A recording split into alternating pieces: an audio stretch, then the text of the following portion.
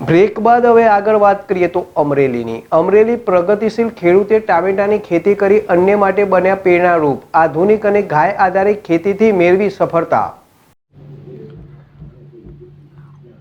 અમરેલી પ્રગતિશીલ ખેડૂત ટામેટાની ખેતી કરીને અન્ય માટે બન્યા પ્રેરણારૂપ।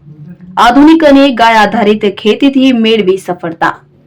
અમરેલી જિલ્લાના કુકાવાવના બરવાડા બાવીસી ગામના પ્રગતિશીલ ખેડૂતે ટામેટાની ખેતીમાં સફળતા મેળવીને અન્ય માટે પ્રેરણારૂપ બન્યા છે।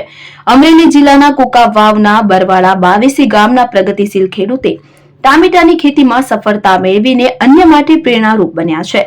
ધરતીપુત્રએ આધુનિક અને ગાય આધારિત ખેતી કરીને છેલ્લા 10 વર્ષથી ટામેટાની ખેતીમાં સફળતા પ્રાપ્ત કરી રહ્યા છે।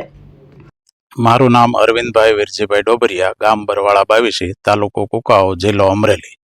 મેં 9.5 થી 10 વીઘામાં ટમેટીનું વાવેતર કરેલ છે અને 50 થી 60 હજારનું વેચાણ કરી દીધેલ છે અને અત્યારે માલ ભરપૂર છે, પણ માર્કેટનો હોવાના હિસાબે છતાંય આમાં નફા ધોરણના લેવલ બહુ સારા છે અને ખર્ચા 20 થી 25 થી 30 હજારની આસપાસ ટોટલી ખર્ચો થાય છે અને 60 થી 65% જેવો નફા ધોરણ બેસે છે। કેટલો નફો થાય?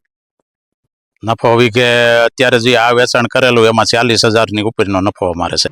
અમરેલી જિલ્લાના કુકાવાવ તાલુકાનું બરવાડા બાવીસી ગામમાં આમ તો ઘણા પ્રગતિશીલ ખેડૂતોએ પરંપરાગત ખેતી છોડીને શાકભાજી સાથેની અન્ય ખેતી તરફ વળ્યા છે, પણ બરવાડાના અરવિંદ ડોબરિયા પાસે 40 વીઘા જમીન છે કે જેમાં 10 વીઘામાં ટામેટાનું વાવેતર કર્યું છે। ટામેટાનું માંડવા બનાવીને વાવેતર કરીને વિશેષ રૂપમાં ખેતીને આધુનિક ખેતી સાથે ગાય આધારિત ખેતીમાં અરવિંદ ડોબરિયાએ છેલ્લા 10 વર્ષથી ટામેટાની ખેતી કરી રહ્યા છે।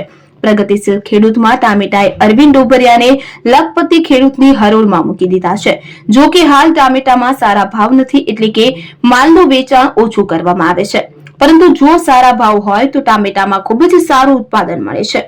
ટામેટામાં અંદાજિત 50 થી 60% નફો મળી રહે છે।